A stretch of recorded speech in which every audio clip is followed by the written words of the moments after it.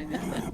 Good evening and welcome to the August 14th, 2013 work session of the Richmond Community Schools Board of School Trustees. Please stand for the pledge. I pledge allegiance to the flag of the United States of America and to the republic for which it stands, one nation, under God, indivisible, with liberty and justice for all.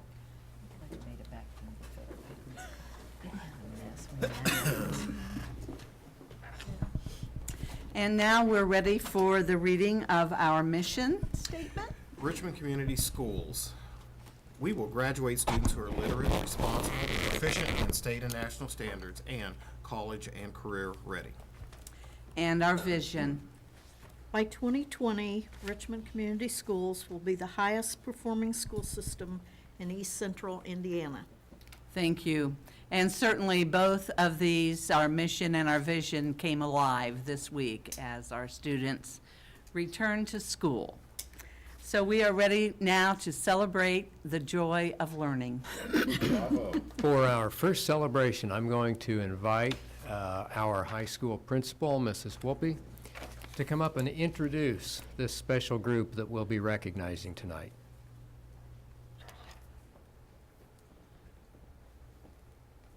Good evening, and thank you very much. It is an honor and a privilege, as always, to stand in front of you and those that are viewing us to present tonight our RHS band, their directors, and some of our students for their third place finish at the State Fair. They are a group that continues to exhibit excellence every single year in their efforts and in their commitment to being the best. So at this time, I would like for Terry Bettner, our band director, Mr. Nate Rigsby, our assistant band director, and Mrs. Terry Runnels, our Devilette sponsor, to bring the students up and speak with you and answer any questions you might have. And again, thank you.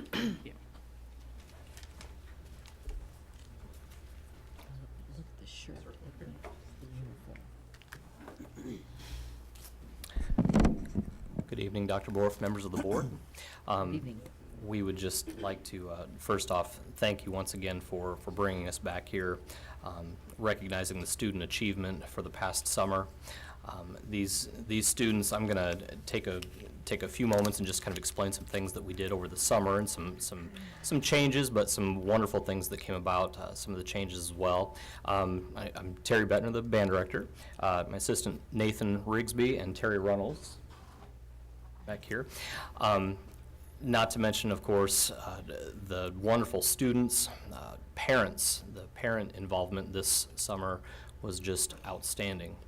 I've never seen so many parents come on board for the same goal of just student excellence, just achievement that way, and they really helped us out with building props, helping to keep things organized, helping to keep our sanity at times as well. But we couldn't do it without the parents, the community, the administration support. So we certainly want to simply just tell you thank you very much.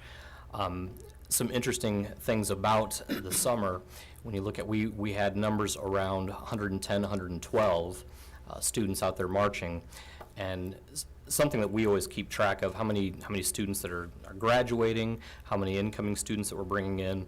Of the 112 students, we had 40 brand new members, had never marched, had never done any of this before, and literally it started at the first rehearsal of hold up your left foot for me, put your left foot forward, take the first step. So to reach the level that we're at very consistently, it's really a tribute to the kids that they're able to come together, the upperclassmen, the students that have done this before, kind of taking them under their wing and helping them along as well. I mean, it absolutely is a team effort, and they did an outstanding job. The other part of it too that I thought it was kind of nice this summer. We moved from RHS with, you know, obviously a lot of construction, a lot of things going on. The students, we talked to them about it and said, here's what we're going to do. We're going to make this work, and we went over the test. And Mr. Mops over there, the test faculty, everyone was so kind and courteous to help us on our way of putting the show together. And it was even to the point where at the ice cream social to be back on test field, and I had a lot of people comment on how nice it was to have the band back in that area. It was just a little something different for us, but for the students to accept that challenge and just say, hey, you know what, regardless of where we are, we're going to go with it, and we're going to be successful. That's exactly what they did. But I'd like to take just a moment, have the students come up and introduce themselves as well at this point. Let's start with our field commanders. Okay. Hi. Hi guys, I'm Emily Jetmore. Tanner Peterball. I'm Michaela Kimbler. I'm Mitchell Castellano. I'm Caitlin Doyle. Hi, Katie Mastors. Josh DeLucio. Lewis Schroeder. Caitlin Rader. Chrissy Yukon. Alexis Carter. And I'm Chaselyn Piper.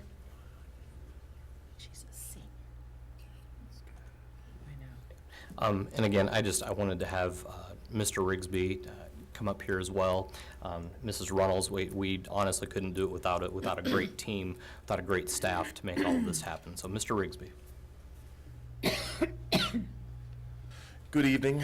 Good evening. I would like to thank you for inviting us here, but I wanted to make sure that you know, as an RHS alumni, it makes me really proud to see students like this taking leadership roles both in the band and in the community.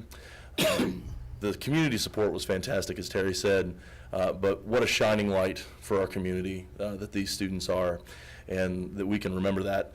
And I appreciate you taking time out of your busy schedules to understand how fantastic they are. We tell them that as much as we can, but that the community knows these are our leaders. These are the people that we want in your positions when they're older, running our community.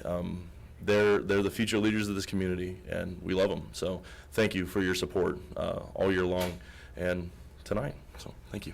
Thank you. Mrs. Runnels, do you want to say something?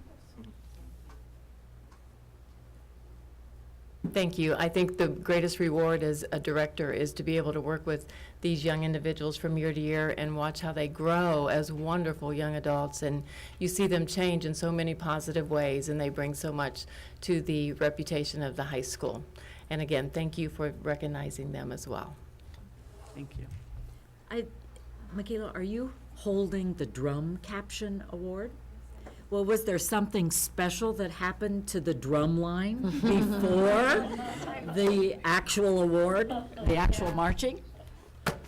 You want me to go ahead? Yeah. All right. I think it was the day right before State Fair. We were all surprised with these beautiful drums. I mean, I can't say enough about them. They're wonderful. Yeah, we were lucky enough to I can't even I'm speechless. I still don't know what to say about it. It's just It was a grant awarded by the Stam Coastline Foundation. They were so generous. I couldn't thank them enough the day that we got them. It's You like that drum, huh? oh my gosh, yes. You like that drum. Yeah. Gotcha. Yep. I love Yeah. that. I don't. So the drum caption, isn't that the way I'm supposed to say it? Yeah. Was first, is that correct? Yeah, we got drum caption, which means we were the best drum line out of all the bands that competed.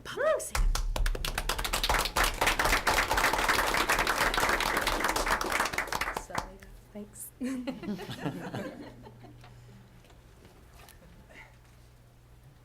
And what are those other fancy trophies? Yes, are we going to get to see the rest of the? So this trophy, both of these are third place trophies, and this one was awarded during the day show of State Fair. So we performed twice at State Fair. The first one was at like 12:12, and then the other one was about 9:30. But this trophy put us third out of 46 bands, 42, something like that. And we were able to move on to the night show. Only the top 16 bands get to move on. So we were lucky enough to make that, and then I have the night show trophy, which is when we got third place at night show overall out of the top 16 bands. Beautiful. Wonderful. And is our trophy case big enough to hold all of those? We're trying to find room. Okay. Trying to be very creative. So what next? I don't know, I'm still trying to catch my breath. Well, you better figure it out, because it seems like just a few weeks ago, you were here last year, and we were honoring last year's performing band, and before we know it, it seems like it's going to be August again. I think it's because we're only getting older. I know what's next. You get to perform the show on that brand new football field. Oh, and that is Yes. beautiful. We worked pregame a little bit today, and the kids, I'll tell you, what an Cool, right? addition. What an addition to the high school, to the campus here, because they just, I've never seen them so happy to go out and practice pregame before, but they were just marching around, just happy, and it was wonderful. It is just beautiful out there. So yes, at the first game, we will be performing our show. Our show is entitled As Luck Would Have It, and starting with the idea of, a lot of people rely on silly superstitions and things like that, and little by little pull away from that and help everyone to realize that they truly make their own destiny. The decisions they make kind of form their own path in life. We had props out there that lined the back that we just had so many parents helping out with this, even to the point where certain props would flip over, and instead of As Luck Would Have It, it would say As I Would Have It, that you can't quite see on the DVD when it pops up, but it was lit up, and I think everyone really got the picture of what we were trying to show that evening. But it's just the students are just wonderful. They work so hard every summer, and it's, I know I've said this frequently, Mr. Riggs, and I talk about this a lot. It's a wonderful job to have, working and dealing with kids and different situations that come up, and finding resolutions to them, and ultimately being successful as a full team. So it's a wonderful place to be. Mr. Bettner, if you could, I guess I would say this is kind of the end result. What kind of programming do you have in order for the students to get to this point? What happens during their school career? During the school year itself, we try to program as many different opportunities for the students to be a part of. In fact, we were just talking today about getting a brass ensemble going. We have the indoor percussion. We have an indoor percussion line that travels and competes in the winter months, and I do attribute a lot of that success to the fact that those kids, I'll tell you, I can't get them to stop drumming. But just different avenues for them to explore besides just the idea of marching. And how about for younger kids? For younger students, we do include some of the younger students as a part of the marching program that we have. Some of we call them superstars. Some of the superstar kids that are still going into 8th grade have an opportunity to do these things too. Come and play at the basketball games. We do a football night where we try to recognize those students as well at the high school, just to get them used to the idea that what they do at the younger grade level, they are a part of this. They are going to be the future of our program up here as well. So at what age can they begin to be a band member? Sixth grade, and we're actually just in the process. We're starting next week with our beginning program. A huge plus to the restructuring of 5 and 6 in the buildings, because our numbers have more than doubled already, and tons of interest. It's convenient, it's right there for the kids, and kids are knocking on our doors left and right about how can we be a part of that. So Great. It's an exciting time. We're going to see some change in a very good direction. Following up with that, is there ever an opportunity, or can there be an opportunity, you talk about the 6th grade, but going into the 2nd, 3rd, 4th grade, 5th grade, having some type of day or night where the band is going to be on the field, invite those students who may be interested in the future of playing an instrument, being a part of the band, and having them basically be for a night or for a day, a big brother, big sister out there, so they can see, one of the state's top bands and say, hey, this is something I want to aspire to do. This is something I want to be a part of, when I get to high school. Because again, and I'll continue to push this, statistically, and we know for a fact, those students who participate in the band, in our music, will graduate. They'll graduate on time. They'll graduate with high grade point averages and everything else. They'll go on and be successful. And if you could, just extend that and reach out there. We're always looking right now with the younger grade levels. The best part of this is that we have with general music teachers, with choir teachers, everyone is trying to help the recruitment efforts for band, orchestra, choir, getting them involved at the younger grade levels. Younger kids are now more accessible. They're there in the buildings, so we're trying to bring our programs directly to them, even sometimes right into their classrooms. So any chance that we can to expose them to the music, it's only going to benefit everybody. Great. Would you guys like to see a DVD of our show? We would love Okay. it. We All thought right. you'd never ask.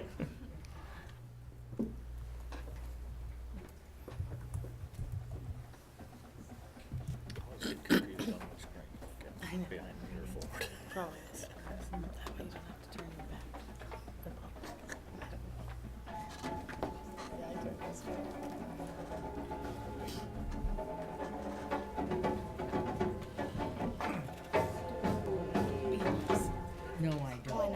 It says PowerPoint. They're already on the PowerPoint.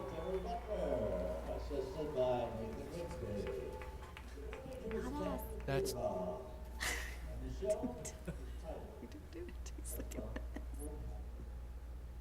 Ladies and gentlemen, the Red Devils.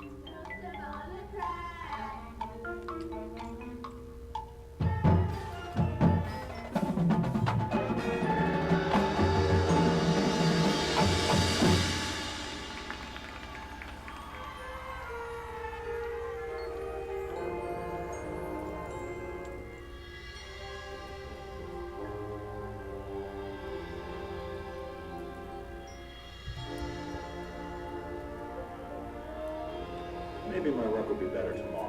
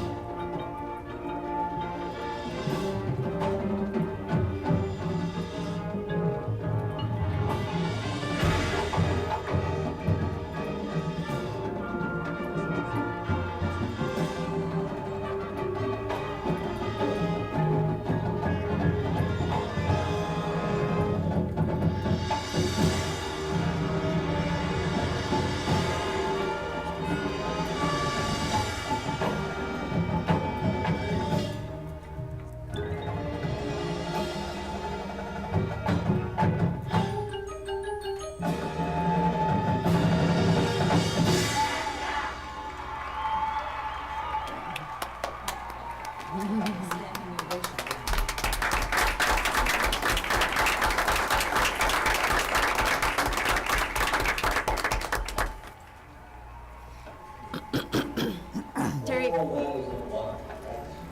I know it's a team effort, but did you have some solos that we might want to call attention to? Yes, we have actually the snare soloist that you heard on that knock on wood superstition part as well. I like that. That was Louis Schroeder. We had the guard soloist, Alexis Carter at, trying to think in between the two parts here. Right. Anyone else? Devilettes? Not tonight, Andrea. And then we had Dustin Swander, that was the opening alto solo at the very beginning. Wonderful.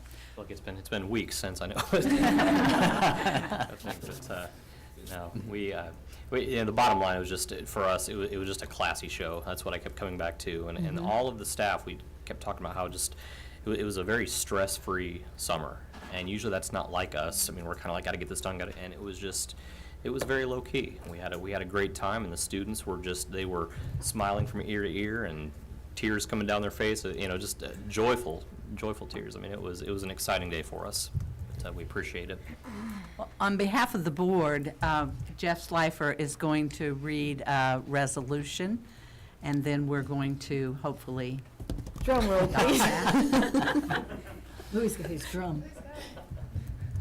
Whereas the Richmond High School Marching Band placed third in the Indiana State Fair competition on August 2nd, 2013. And whereas the Richmond High School Marching Band has placed in the top 6 at the Indiana State Fair competition for the past 14 years. And whereas Head Band Director Terry Bettner, Associate Band Director Nathan Rigsby, Devilet Coordinator Teresa Reynolds, and Devilet Assistants Lindsay Schroeder and Andy Wise, and their staff have created among the members of the Richmond High School Marching Band an expectation of excellence.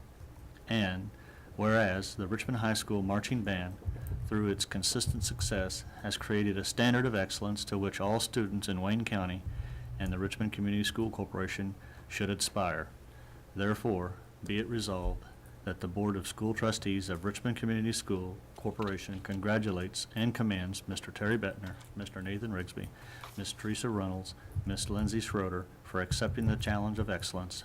And further, be it resolved that the board extends to the members of the Richmond High School Marching Band our sense of pride in their accomplishment and our congratulations for their superb performance. Adopted this 14th day of August, 2013, Richmond Community Schools. Do I have a motion to accept the resolution? So moved. A motion made by Aaron Stevens and seconded by Pat Heine. Anyone want to make a comment? Further comment? If not, Oh, I just want to, I can't wait for the football game. I'm excited. That'll be fun. all those in favor signify by saying aye. Aye. Opposed, same sign.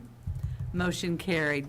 And again, congratulations and thank you, each and every one of you, for helping us to celebrate the joy of learning, the true joy of learning.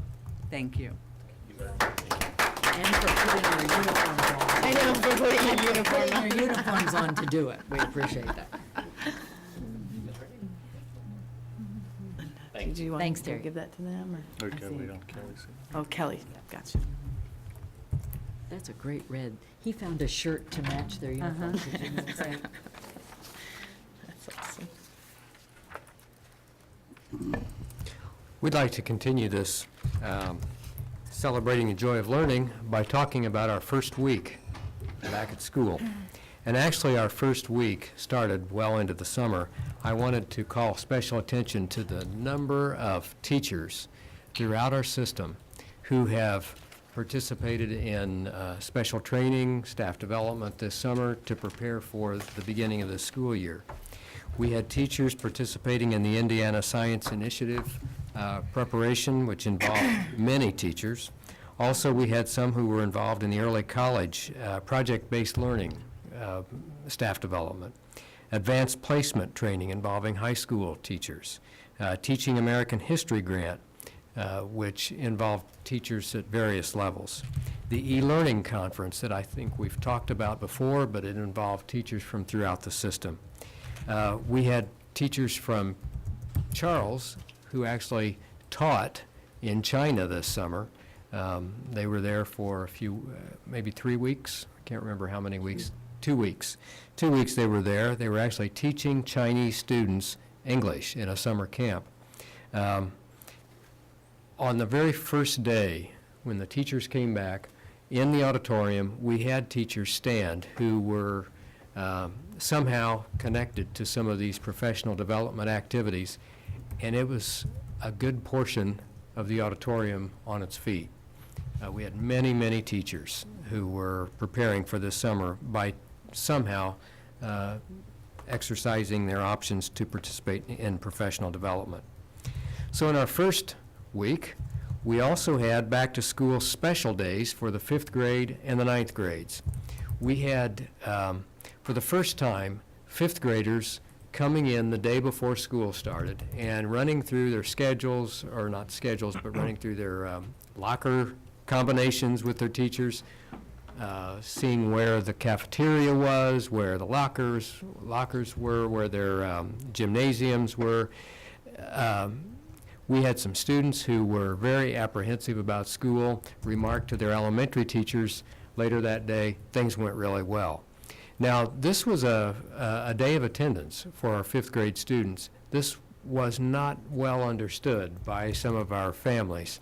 And so next year we'll have to do a better job of getting that word out that this is a mandatory day of attendance. It's not a full day, but it's a mandatory day, just as it is for the 9th graders. It's been working very well with the 9th graders for the last few years, and the 9th graders are teamed up with their KOMs, and that has been a really nice combination. KOMs tend to be the mentors for these freshmen. Perhaps that's the model we need to put in place. 8th graders perhaps acting as KOMs for the 5th graders. That's not anything that we did this year, but it crossed our minds. Maybe that's how we grow into it next year. We had back to school evenings at most of our buildings. Dennis called theirs off at the last minute because of the renovation requirements, but they will have a back to school evening later, very soon in the school year. Speaking of Dennis, we had teachers who prepared beginning Tuesday. I think it was last Tuesday, we had the 5th grade teachers who had come into the building, but most of our teachers were not permitted to come into their building until about Wednesday afternoon or Thursday morning. We had a remarkable effort by the teachers. Things were ready this last Monday morning. We had a little change this year in our universal precautions. For those in the TV audience, we need to make sure that they understand teachers are prepped every single year on how you deal with student injuries, how you deal with the universal precautions to avoid exposing students needlessly to communicable diseases. And we added something this year based on what we've seen across the country and in Indiana and in our own community. We've stressed how you deal with some of those pests that we sometimes come into contact with as students and staff, and that would be lice, bed bugs. We've stressed that this year as well as just part of our universal precautions. It's a little new feature, but we think it's important, and we'll be getting communication out to the parents and to the community about how to protect yourself, or at least what to look for to begin protecting yourself against those issues. We had our brand new teachers this year in special preparation. We have an orientation every year. It was a 2-day orientation. We had our tour of Richmond by motor coach, not just school bus this year. And we had a lunch at the Old Richmond Inn. Many of our teachers walked from the Old Richmond Inn because we had unforeseen issues arise with our motor coach. But it was a good exposure to teachers on how you adapt to unforeseens and how you exercise flexibility. You mean like flat tires? Yeah. Had to happen with the superintendent. You mean you didn't change it? You do know how to change a flat tire. You know what? If I'd found the bus, I might have attempted, but I wasn't sure where it was parked. We also had, and I thank many of you, school visitations on that first day by board members and administrators. All of our buildings were visited by someone from the central office or the board and/or in some cases. So we appreciate what you've done to make yourselves available to the staff. It is noted, it's always noted when board members and central office staff members come through. It's just a nice piece that they do recognize. We've had, as every year, we've had our routine staff transportation adjustments. Not everything runs as smoothly as we try on the very first day of school. We had students who were brought to school by their parents, and then those students were not necessarily ready to ride the bus that afternoon. We tried to place as many of them on their correct buses as we could, but it's a substantial number of students who come in, and there were some mistakes made, but this year we made some alterations, and we had locations for them to be under direct supervision of school people, and that helped. We had them at Test and Dennis and the high school. Is that right, Bob? And so at no time were students not being supervised by school people, and they were in good hands at all points. Parents were asked to come and pick them up, and adjustments have been made since then. It was much smoother today than it was yesterday, and I would imagine that it'll be much smoother tomorrow than it was today. So we stress to the parents and to the whole community that be patient with our bus drivers, be patient with our buses, because for the first week or so, adjustments are made daily. And we will get to a routine, but it takes a few days. Lastly, enrollment is up, and it's substantially up. Brian Zimmerman asked me today how much it was up. I'm not willing to go out there on a limb and say it's this set amount, but let's say it's over 100 students, and that's remarkably different from what we've seen in the past. So that's our first week. It was a good one. It's been a good one. Great. Also in our first week, we'd like to celebrate that we are about to receive some Chinese student visitors. And for the details on that visitation, I'll turn it over to Misty Hollis, who is coordinating all of that for us. Thank you, Dr. Worf. Just to keep you informed of what is going to occur beginning on Friday. On Friday, about between 3 to 4 o'clock, we'll have a bus arrive here to this building with 19 high school students and 2 teachers. Those students have been on the East Coast visiting colleges and historic sites for our nation, and they'll be coming here, and they'll be here for 3 weeks. They will be shadowing students at the high school, in addition to it, visiting colleges here in our community and other colleges in the state, doing some sightseeing as well. But the main purpose is for them to look at us in Richmond and look at our high school, learn more about the classes that we offer and those that can be offered to them if they choose to apply and come here next year. We also will have about 11 o'clock that night 13 fifth graders that will arrive, and they will be driving in from Chicago, and they will be a part of Charles Elementary for a week. So there will be activities wrapped around for them. They will be a part of the school life there, plus some other activities that Charles has planned for them. I want to celebrate Charles. They've done a great job at planning and preparing for those students, and we appreciate that. We also, in addition to those 2 pieces, have 4 students that have applied to come to Richmond High School that are international students. One from Africa that arrived this week. She was approved. And we also have a student from Serbia. Siberia. One of those. Serbia or Siberia? I've heard both. Okay. Russia. Siberia.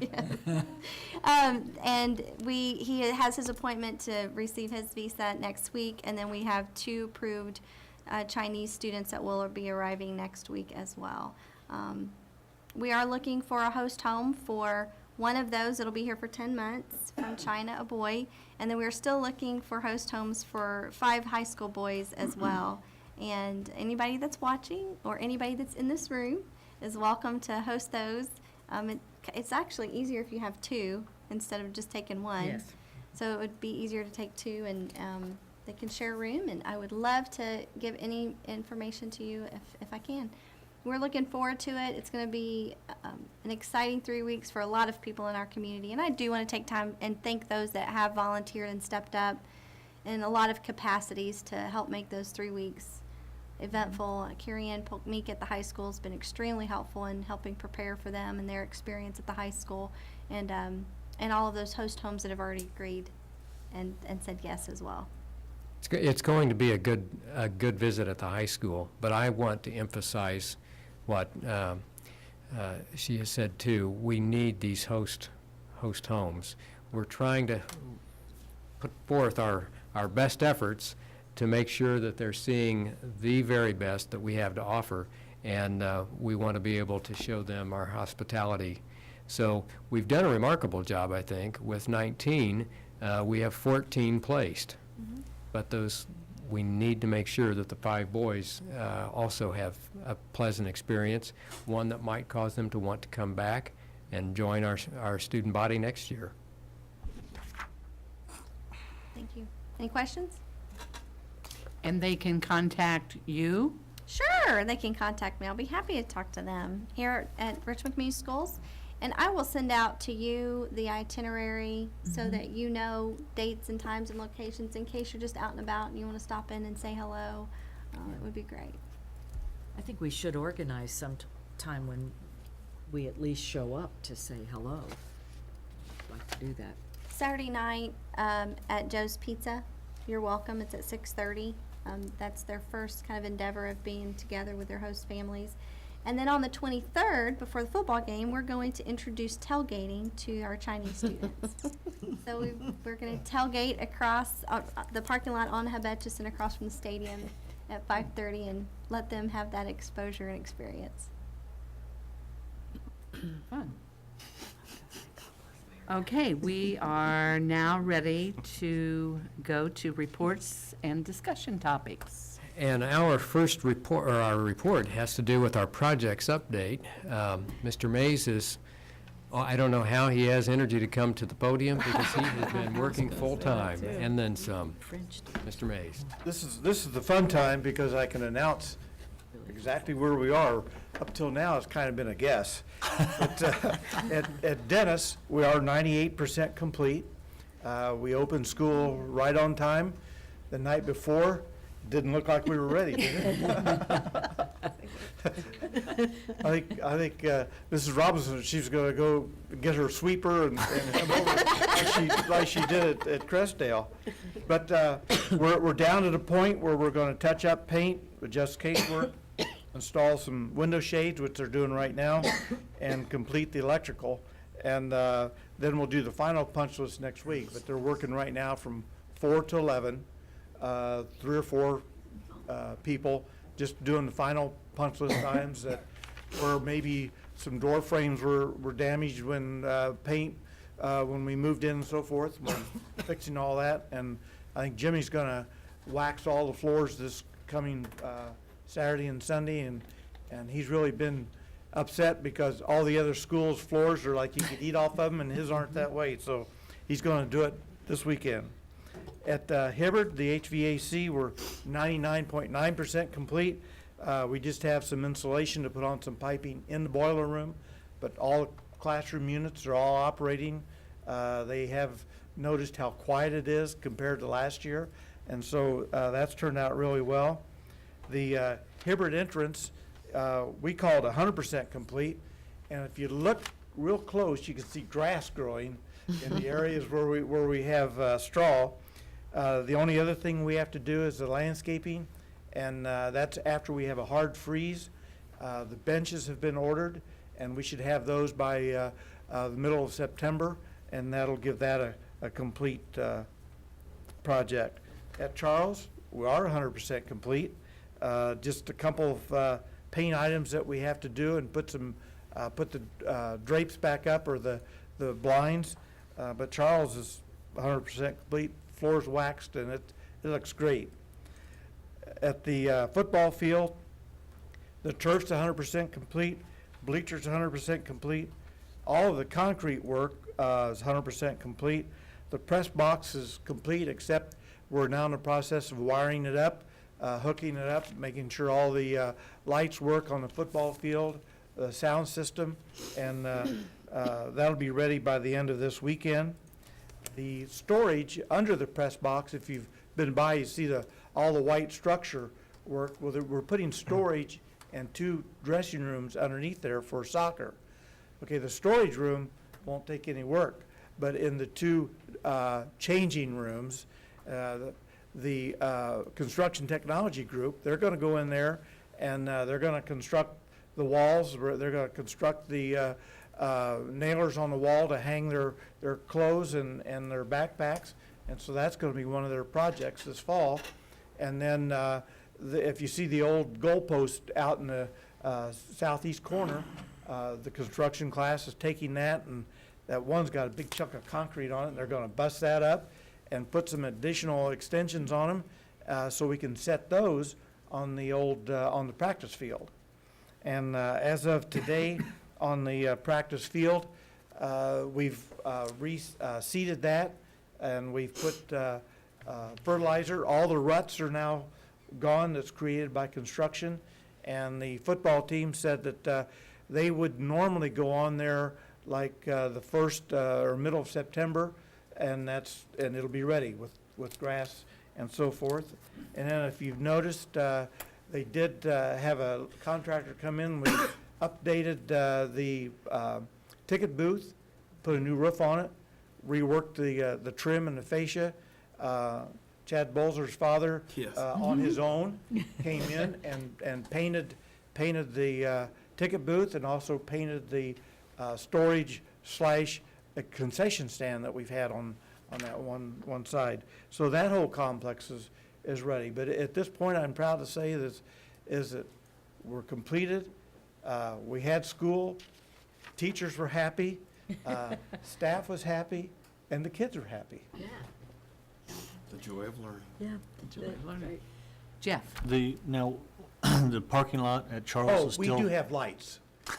That's good. The parking lot at Charles is still, The parking lot October. at Charles is once he gets done over here at the high school, then that's where we're going next. okay. And if you've driven down the Hub Etchison Parkway, like Monday and Tuesday, it was a pretty rough bump right there. Yeah. Where we went across with the sewer. Now, that's all been blacktopped in yesterday afternoon.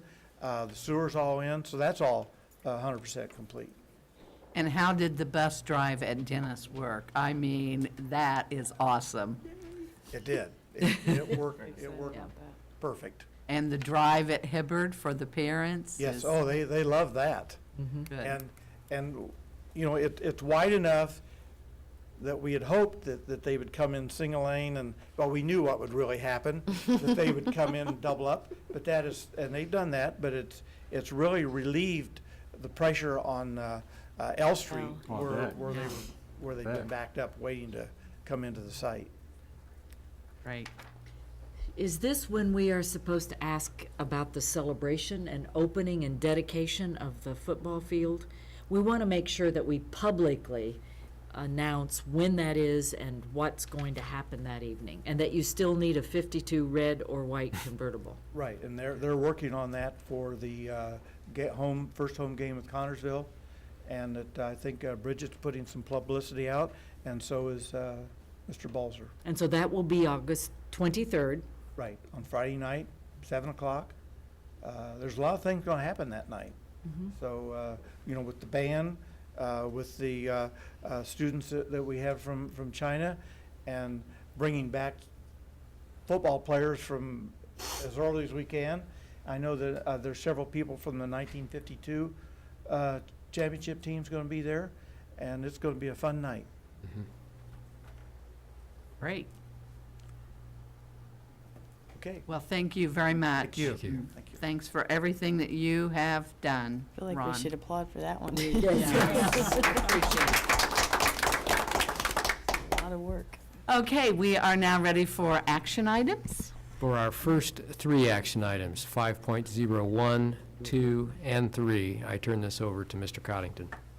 Thank you, Dr. Borf. As we continue in the budgeting process, the last board meeting, I believe it was 3 weeks ago, we presented a budget for input and for discussion. That budget has not been changed for me, and we do not have any recommendations from the board. So tonight, I ask permission to approve the request to advertise the 2014 budgets as expressed in Form 3 as presented. I so move. Okay, motion made by Jeff Slifer, seconded by Second. Suzanne Darengowski. All those in favor signify by saying aye. Aye. Opposed, same sign. Motion carried. Thank you. Cash tuition and for non-resident students. Living this close to Ohio, sometimes we get out-of-state students. So by state statute, that every year that we put a cash tuition rates for Richmond Community Schools. This looks like a pretty simple form, but like any other state form, it's Form 515 that you have to take. There's a prescription on how to fill it in and do that. So our cash tuition rates, if you're an in-state student, of course, if you're here before count day, there is no tuition. After count day, we've got it broken up a little bit different, so we know it's a prorated basis on a daily rate for each student at each grade level. Therefore, we request that the board approves the student transfer and cash tuition rates for the 2013-14 school year as presented.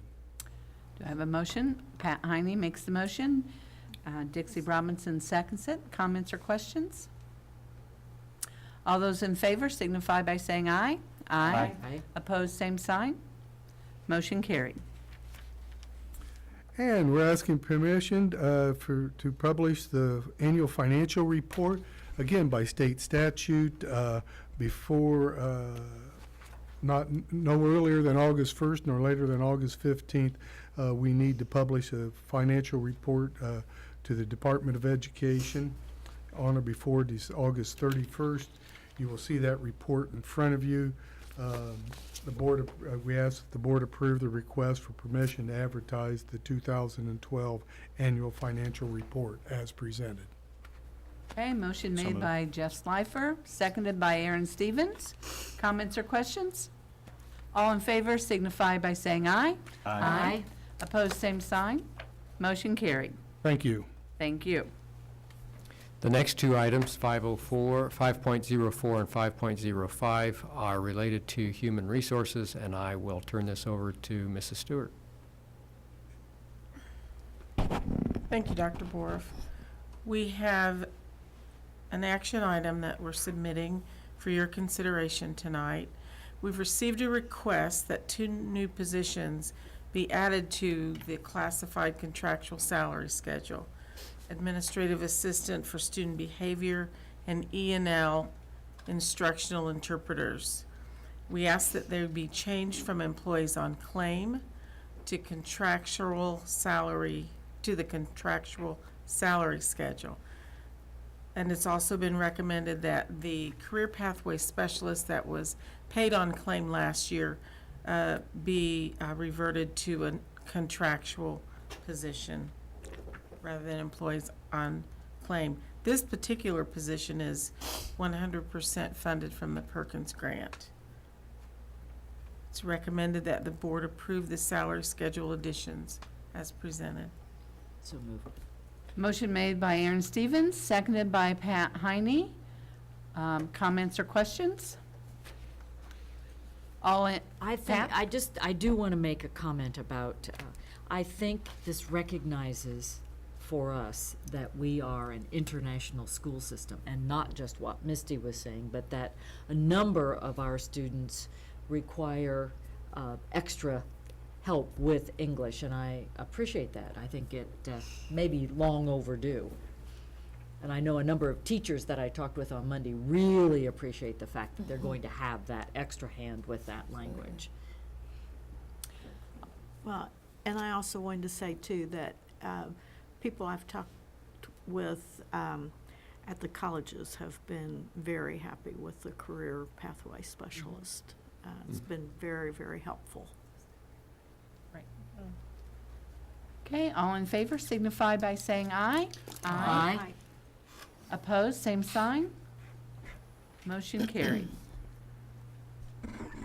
The second item is a uniform conflict of interest disclosure statement.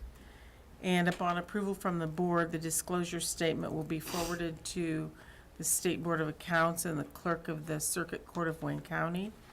It's recommended that the board approve the uniform conflict of interest disclosure statement as presented. So moved. A motion made by Aaron Stevens, seconded by Pat Heine. Any comments or questions? I might want to explain what it is because it's mine. I have accepted a position with Sodrel Transportation, their student transit arm. And because Richmond Schools has a contract with student transit, I will, because I accept the best position, I'll have to not be involved in discussions regarding student transit. So I wanted to just explain that. But I'm very excited about the position. Been there about a week and 2 days or something, like 3 days or something like that. And it's been great. And I will say one thing is that you have a group of people out there that care very deeply about the safety of your kids. And I have noticed that already, so. Okay, thank you.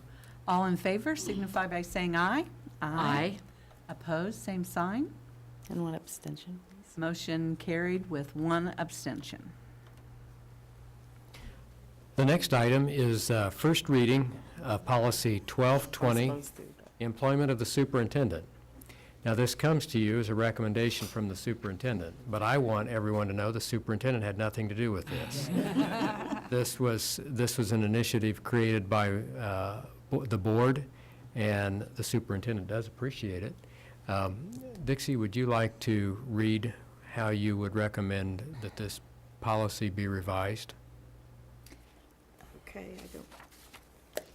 And explain why it's necessary. Well, the explanation, thank you. The explanation was that as a board, we thought it was important that we respect and honor the special training needed to be a successful superintendent. And it's also important that our students and our teachers and our administrators and other employees are led, evaluated, and valued by knowledgeable educational specialists who understand the many challenges of educating children and can use that knowledge to shape educational policy, educational curriculum, and educational excellence.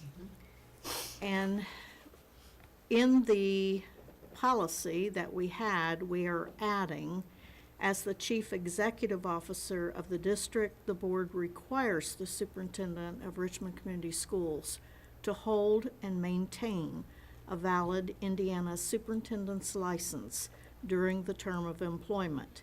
He or she should also have at least 5 years of teaching experience. So moved. Pat Heine makes the motion, seconded by Aaron Stevens. Comments or questions? I want to make sure that the public understands, I mean, I appreciated Dixie's explanation, but we did this because the state legislature didn't. They removed the requirement for licensure for the superintendent, and we as a board feel exactly what Dixie said. And I wanted the public to know that it wasn't just willy-nilly, it was very intentional to say to the legislature they didn't know what they were doing. Now, the rest of the board didn't say that. I said that. Willy-nilly. Well, obviously, Go willy-nilly. we Look it felt up. it very important and necessary Absolutely. to make a statement contrary to what the legislature did. So that says it all. This would move it to the second reading. Okay. So do we go ahead and vote on, or do we I wait think until Pat the has, The motion To move Pat it has to the second motion. reading. Mhm. I'd be glad to second that. Okay, so a motion to move it to second reading and seconded by Suzanne Darengowski. Comments or questions? All in favor signify by saying aye. Aye. Opposed, same sign. Motion carried. Next item would be our consent items. We have two items: approval of the minutes of our last meeting and also approval of the Human Resources recommendation, which includes an addendum as posted to the web. Do I have a motion for the consent items? Jeff Slifer, seconded by I'll second it. Suzanne Darengowski. Comments or questions? All in favor signify by saying aye. Aye. Opposed, same sign. Motion carried. Now our 2020 vision work session. Can I should have said this earlier. I'm looking on this list and I see a lot of folks that we've hired that I remember being students. And so I think that's pretty exciting. And I'm glad of that because we like it when they come home. Absolutely. And It's we might- especially, excuse me, That's okay, go it's ahead. especially humbling when we bring forward to you the names of those teachers who were my former students. In what grade would that be, Mrs. That Stewart? would be in 4th or 5th grade. And Mrs. Stewart, we have how many new teachers that have have joined us? 37 new teachers. The teachers have joined us as a result of retirements, resignations, and just a few instances, we've had to add staff. Okay. Okay, now we will continue with our 2020 vision, our work session.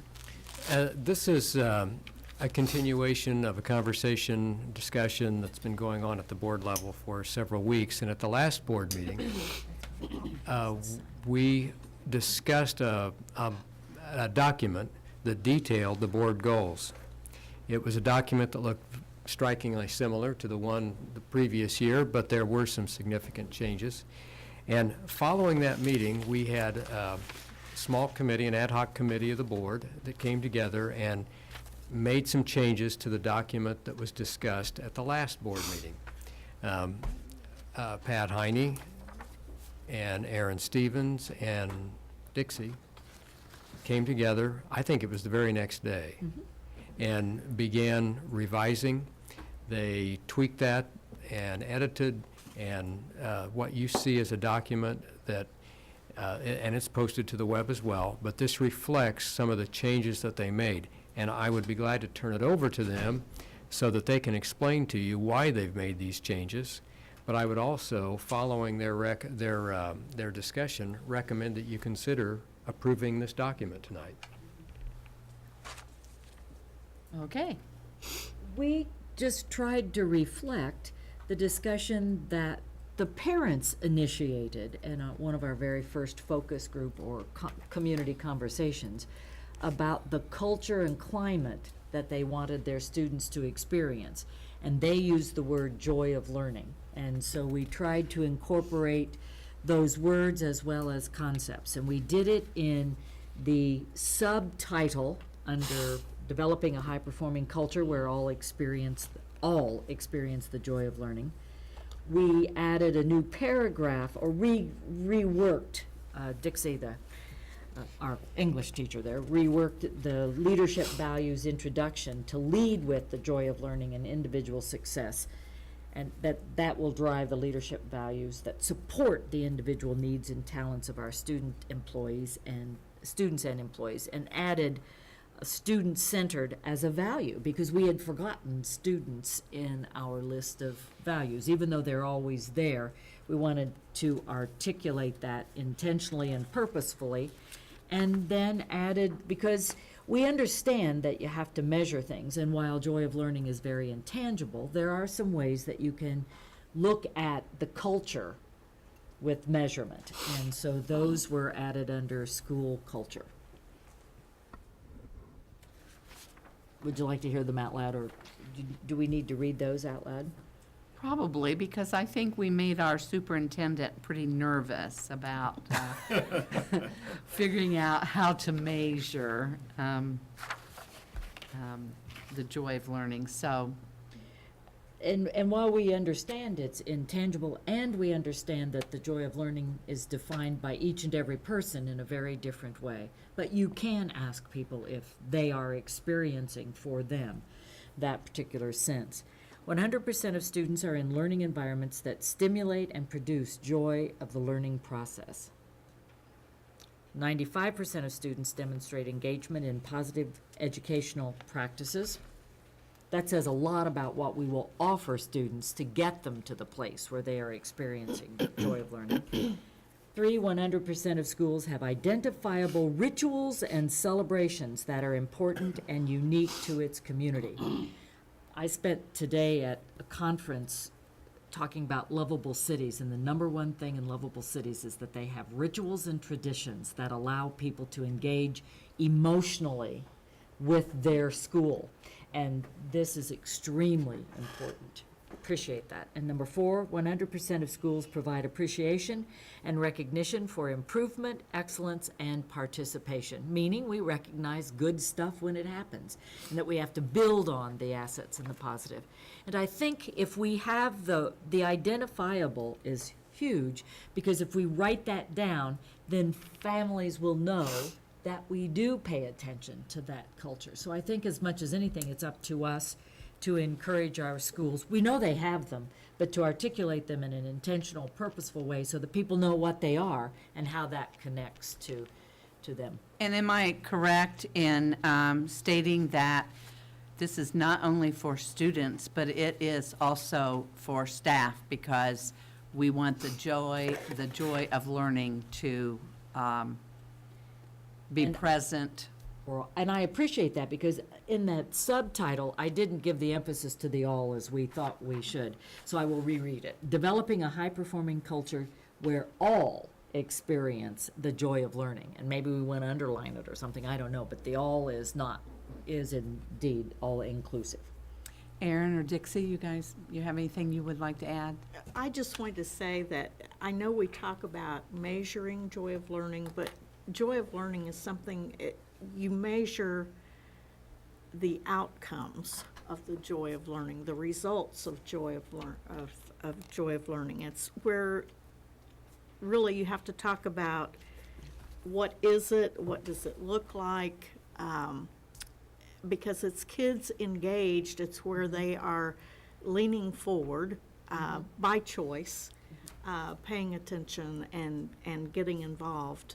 And it's where that teachers, by little things, even a smile, engage kids in learning, and where they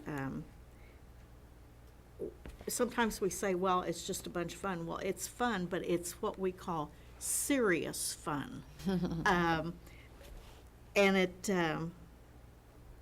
you're developing curious, hungry minds, curiosity, and all those things that make learning happen. And so when they are engaged and don't even realize they're working, that's when you have joy in learning, in my opinion. And as I visited the buildings this week, what struck me was we have provided, as a board, through our facilities, the environment in which this can happen. Our buildings are bright, they are colorful, they are easy to have that kind of experience. We have whiteboards, we have carpeting and rooms. I mean, we really have facilities for middle school and even high school kids that allow them to be engaged, to move around. And so I think this represents what we have thought about, but it puts it on paper so somebody knows we care about it.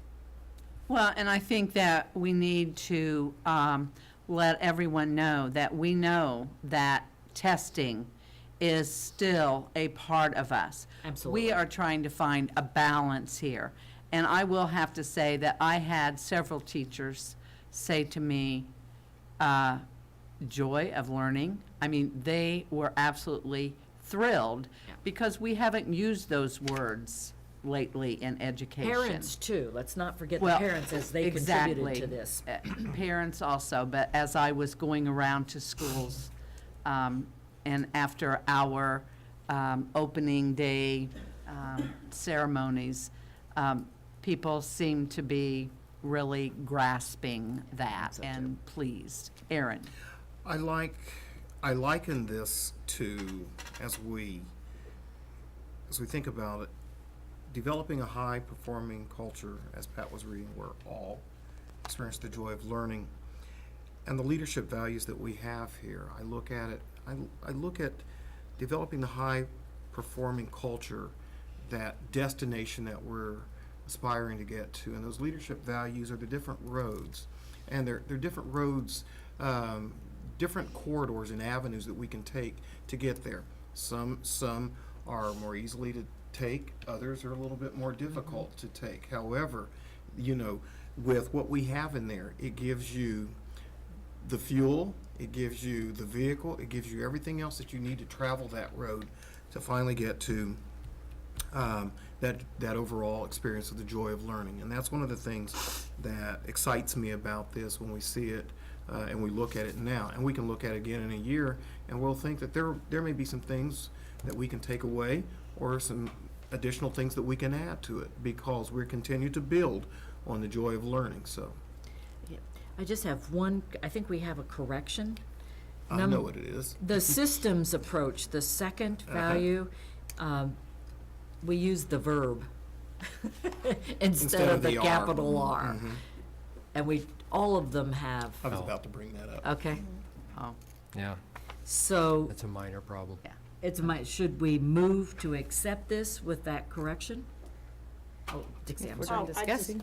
I just wanted to say one other thing, too, that I don't want people to think that everybody is going to be happy and joyous every single minute of every single day, because that's not the way learning happens. Learning is a struggle, and it is frustrating. Working through all that and coming out with success or knowledge is what makes it all happen. So there are going to be some times when you're down in the valley. That's the way learning is. And I appreciate Terry Bentner using the word, did you hear him use the word joy-filled? And I don't know that he'd read this or not, but that was part of their summer. well, I think that our, what we need to do right now, if it is the board's will, is to adopt this, and then I think after we adopt it, then Dr. Borf is going to lead further discussion. So, Shall I I have a move motion? with the correction from the verb to the letter? Okay, motion made by Pat Heine, seconded by Aaron Stevens. Comments or questions? Good work, I think. That's great. Everyone.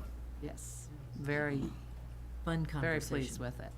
All those in favor signify joyfully by saying aye. Yeah, she just said it was hard work, right? Opposed, same sign. Motion carried.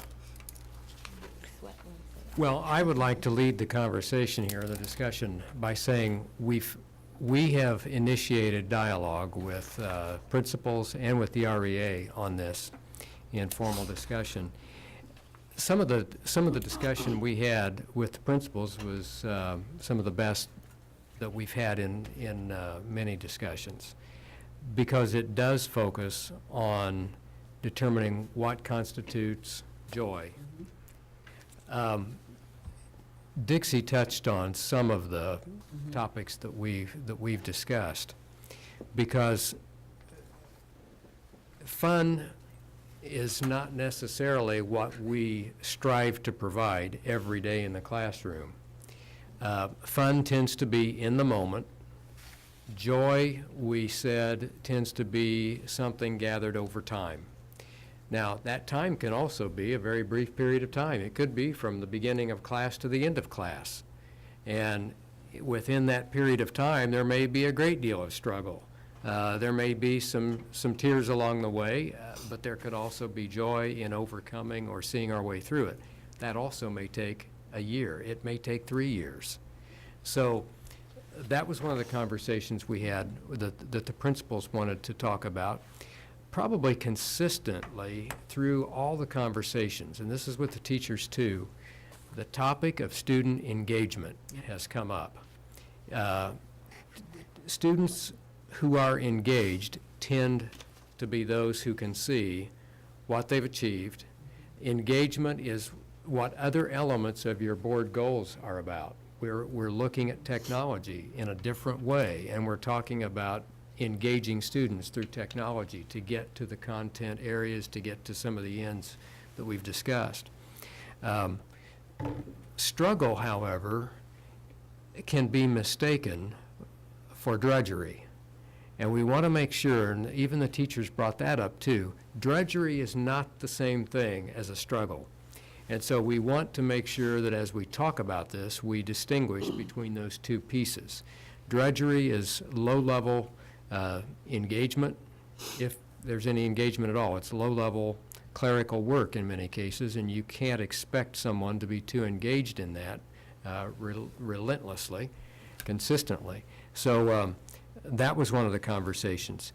How you measure engagement is not necessarily a difficult thing to do at all. In fact, in I think it's domain 2 of our RISE document, we do measure very visible means of student engagement. And the teachers are aware of that too. I think it was even mentioned a second ago, students tend to conduct themselves, their postures are a little different when they're engaged. They lean forward. They may show their hands. They may be talking to one another. Now, some of those conversations you want to make sure are engaged on the right topic, but that's something that can be exhibited, can be measured. I would agree, teachers would agree, administrators agree, that you can ask students from time to time if they're having joy in the process of learning. You can also get false negatives. If they're going through the struggle, they're still in the struggle, you will not get a student to say they're having a great time and that they're having joy. But that doesn't mean that they're not growing and that they're not having what will be a moment at some point in time that will constitute joy. So we need to recognize that. We need to make sure that teachers are aware of it. And Dr. Borf, I think it's important that we teach kids what that is and how to recognize it and how to personally help themselves experience that. Part of what we're talking about and we may get to that in our strategies. Is personal responsibility for students. I mean, part of the joy of learning, and we've said lifelong learning in one place, I mean, the teachers aren't going to follow kids around all of the time, so we have to help them learn intrinsically how to experience that. So I think that's as much, at some point we have to expand our conversation to kids, you know. Well, of course the students, I mean, we are student-centered. Got it. We'll be there. We know what you've said. What we will be doing first, though, we'll be coming back to you with our strategies. That's the strategic plan, and I'm hopeful that that will be ready. I think we might be ready to bring back a first draft at the next board meeting. That will look very similar to the strategic plan that we brought back to you last year.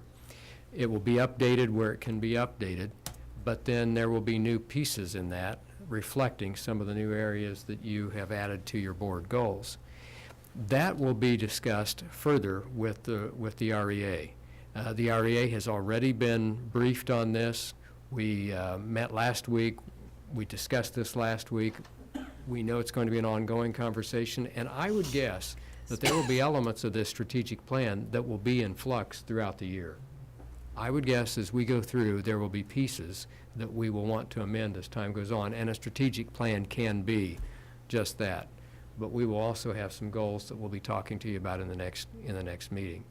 So part of the rich conversation is going to be in defining the pieces to be measured. and we're looking forward to that conversation. One of the, I talked to Kelly Baumgartner, and she could not be here tonight, and I wanted to wait until after we adopted the document before I brought this up. But one of the things that she was wondering is if we should have something about the joy of learning in our mission statement. And I think we had it there, and then we removed it. And so, you know, I don't know how the rest of you feel about that, but that was just one thing that she wanted to suggest. So, You at know, a future. I think when she was board president, we had and I'm saying we, the board and all of us had a conversation about how you go about doing a mission statement. And part of working towards a mission statement involves a broad discussion with more than just the board. Yeah. Most of the time, it brings in stakeholders, and it's a lengthy process to make sure it's a conclusive, all-inclusive statement, I should say. And we didn't do that last year. I think we were looking at trying to move the staff in a direction as quickly as we could. If you remember, there were a lot of things in the air last year at this time. So I think going forward, revising a mission statement might be a good conversation to initiate. Okay. And we had previously stated that that a mission statement, more so is an ever-evolving document anyway, and as times go along, and to implement the joy of learning into that, I think it'd be great because it goes to everything that we're trying to accomplish. Your focus last year was trying to put together a mission statement that you could tell whether it's happening or not. And it is measurable. You know it is, or you know it isn't. And the other mission statement that we'd had prior to that did have joy of learning in it, but it also had many other pieces that did make it difficult to measure. A lot of pieces. I would, been doing a little research on organizational development, not necessarily for the school board. And what's interesting is people are in some ways going away from mission statements, period, and doing mission documents. I would claim we have a mission document. We want this, we want this. And as a matter of fact, the whole thing we just adopted really is, it has, because people can't get everything they want into a mission statement to talk about how you really want to behave.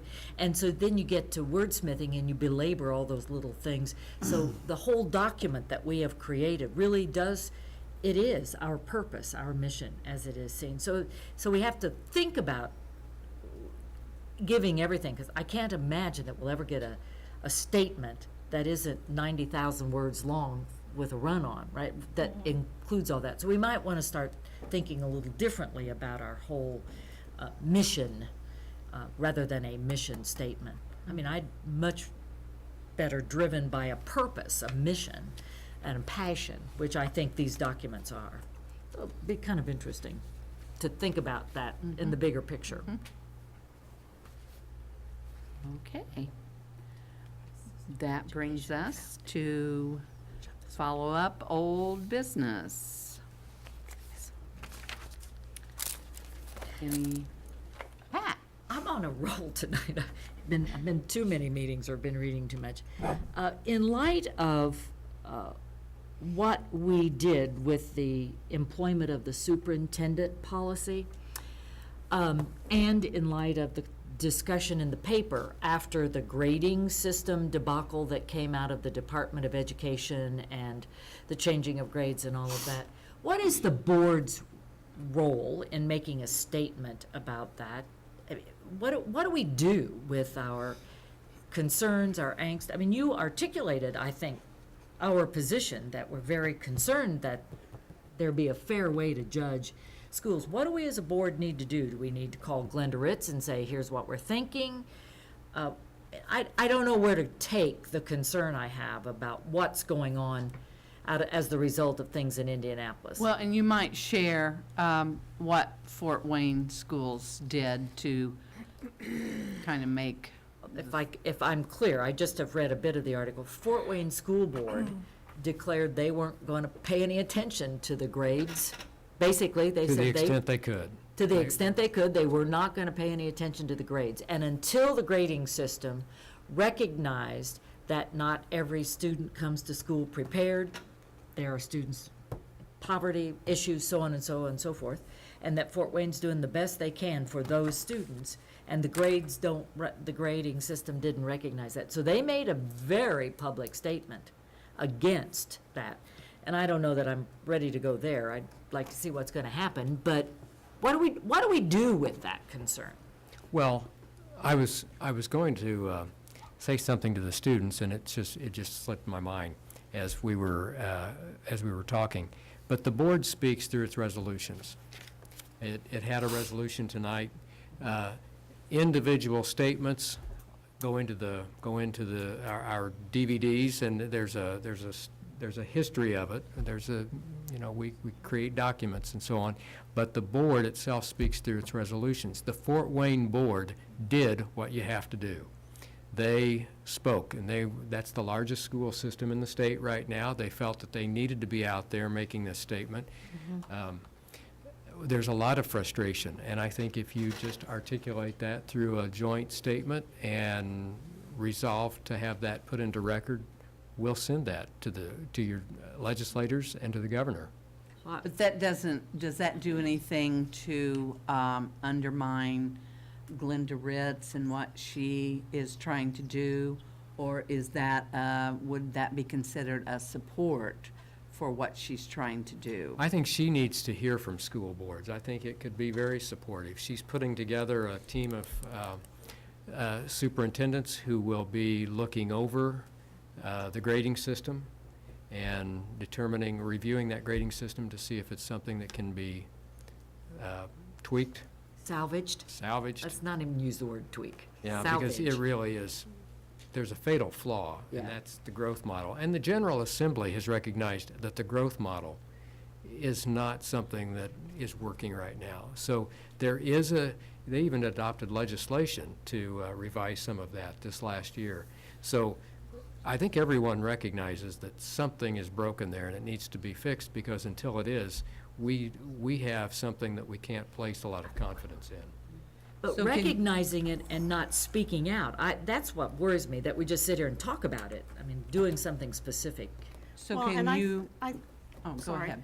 I think we need to go back to some conversations we had last year, where if you cannot understand it when it's explained to you, that something is wrong. So, which we had that conversation last year. So will you be our wordsmith for? I'll be glad to craft a document that you can take a look at and see if it's something that satisfies your concerns. Might be a good place to begin a statement. I'm Does ready that to make sound some good kind of a to statement. Everybody? Okay. I'd be glad to work with some of your wordsmiths on the board, too. You're on a roll.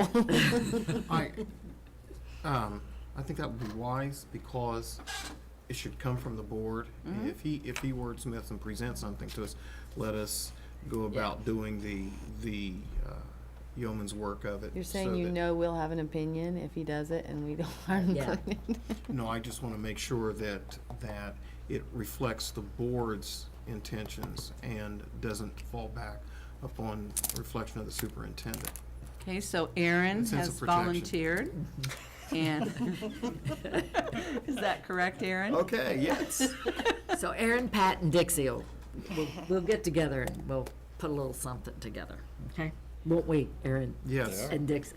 Okay. I There. think that's a good Is that okay, good place to Suzanne begin. and Jeff? You got my vote. Yeah, got my support. Well, because the next thing that I want to discuss, I need some people also. Oh, okay. So we're going to be busy here. We have talked often about having a new board member orientation handbook, and we have not done that yet.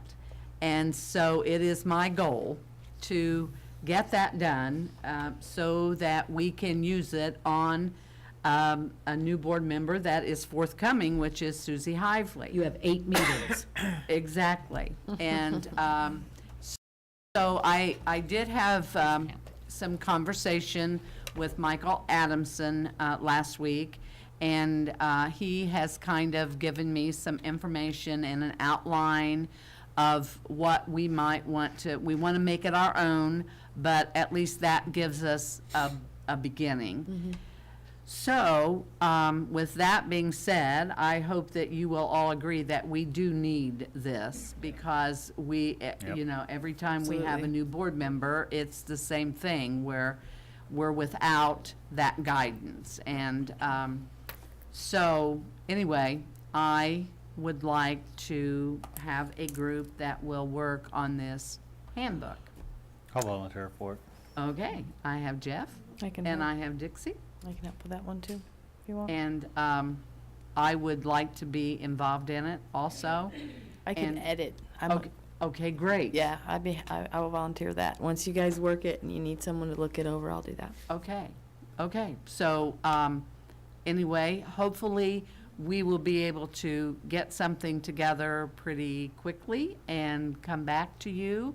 And if you have any ideas, suggestion, I mean, everybody's been new board members, and So long ago. if you can, if some of you can remember back when you became a new board member. Remember when Moses was? But, no, I'm sure. I think it's a good idea, because even when I was on one term, then off, and then came back on, I mean, there was clearly some processes I would like to see take place. So, as you reflect back when you were a new board member, please send us ideas, suggestions of things that you would like The to. irony of that is, I really have been cleaning out old school board stuff, and most of the stuff that would have been relevant and correct when Aaron and I first joined the board, not even As well throw it not even away. relevant. The way we budget is different. I-STEP's at a different time. I-STEP's every grade. I mean, there's an awful lot of details part that changes pretty regularly. Bonfire at there's- Pat's house. Bonfire at Pat's house. That's what it sounds like. And there is, will be a part that Dr. Borf will be responsible for also, so we will definitely seek your input into this whole process. Linda and I have had some conversation on this, and I think it's important to know there's not any correct way. There's not any perfect way. It has to be something that all of you are comfortable with. But just having something will make it consistent from new board member to new board member. I explained to her that before I came to Richmond, that was my job as superintendent, to do the orientation. I did the orientation for the board members, and I think you'll find that in a lot of districts. When I came here, it was very different, very different. And the piece that has been a little frustrating from my end is that sometimes I know what's been shared with the incoming board member, and sometimes I don't. Yeah. So you don't know what to assume has been covered, and then there have also been different levels of sophistication of the knowledge that the board members bring to the job, and so you don't know exactly what you need to cover.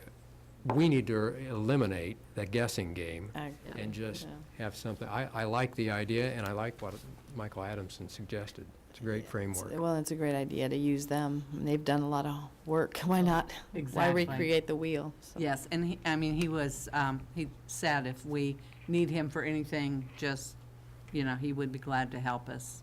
So. And he's a representative of the State School Board Association, just for the public's knowledge. We talk about him, we didn't say who he was, but Right. we belong to the association, and they do some of that for us, and we're just taking advantage of it.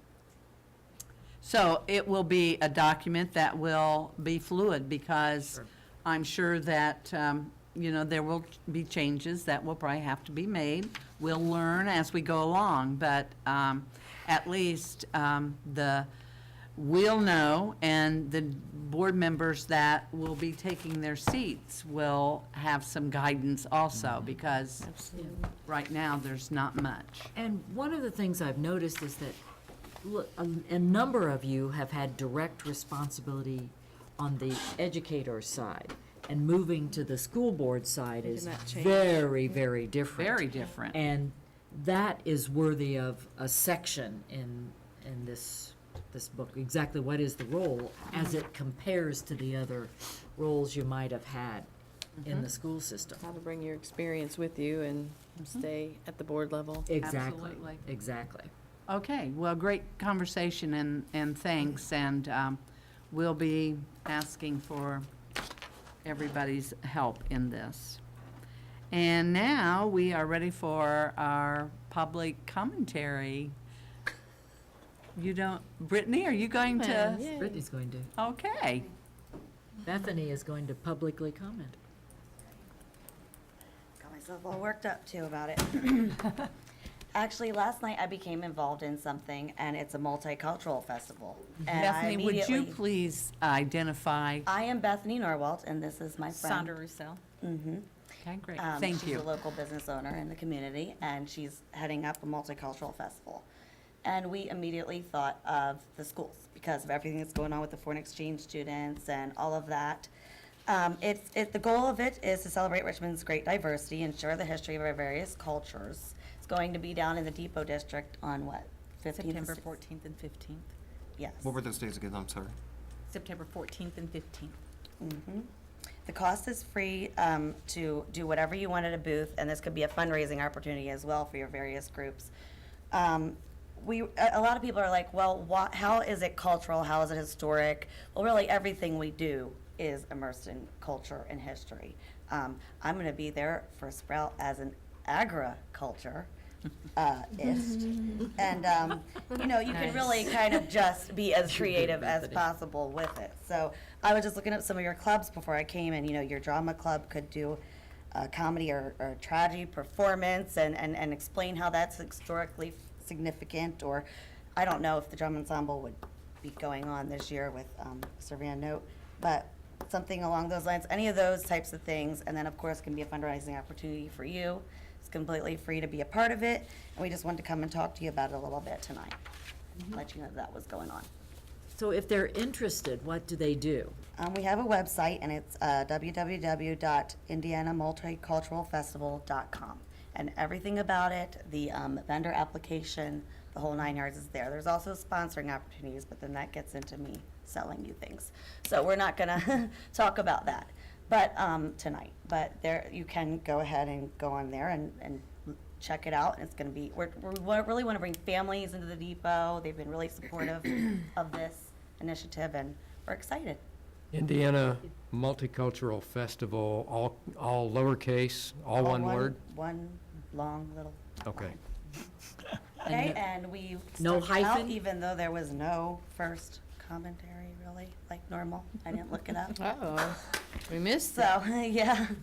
All right, so we just wanted to let you guys know about that, and anybody under the RCS umbrella from elementary students, I don't know of all the clubs. They don't, the websites are different for the different schools, so, We did eliminate it, didn't we? thank you. We are sorry that usually during a work session, I will make We- do to that. which is the first meeting of the month, we kind of changed, and rather than having 2 public commentaries, we only had 1 because we were really running our work sessions a lot differently than a It's regular. okay, it's really okay. So You know I love to commentate. apologize. You should have just done this. Do you guys have any questions or anything that you need to know? No? Sounds Very good. exciting. Okay, well, we would love to see some of your foreign exchange students out there, anything. I mean, we just want anything, any events, clubs, anything to come out and get creative. It's going to be fun. Will you be around after the meeting? Sure. Yeah. Sounds like the high school might really benefit a great deal from. Yeah, I mean, you can just be creative as you want. We're just trying to get anybody and everybody out there. I mean, 15th. we're all smart. We can think of a way to make it historical and cultural and relevant and fun. 14, 15. Make a little money, 14th. whatever. Well, hopefully you'll come back before Okay, sure. this happens and share a little bit more with us. That's wonderful. I just got involved last night, and I was like, well, there's a board meeting tomorrow night. Absolutely. All right. Thank you, Bethany. Thank you very much. Anything else for the good of the cause? If not, it's still light out and we are adjourned. That sounded different.